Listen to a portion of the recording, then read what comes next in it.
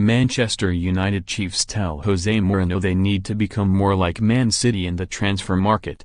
Jose Mourinho has been told there will be no more quick fixes after a frustrating transfer window. The Manchester United boss has done little to hide his disappointment at the way the summer unfolded after the early arrival of £52 million midfielder Fred.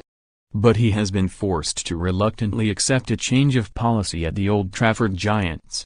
It is understood the United board have warned he must stop demanding overpriced older players to fill perceived gaps, and instead work with the outstanding young talent already on the club's books.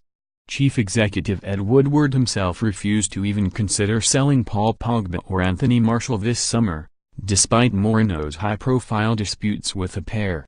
The Portuguese coach has spent much of the close season suggesting his squad and players are not good enough, in a bid to force through deals for his two top targets, Toby Alderweireld of Spurs, and Inter's Ivan Perisic. United did try to get centre-back Alderweireld, and were involved in a dialogue with Tottenham right up until Thursday afternoon on deadline day.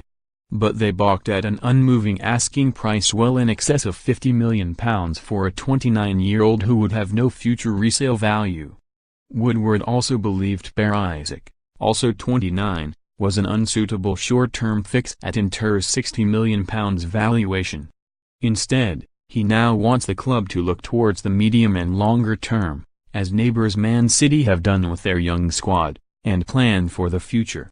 Besides Alderweireld, United also made a serious inquiry for Barcelona centre-back Yerry Mina but were put off by what they considered a ridiculous demand for an agent's fee, which they refused to pay.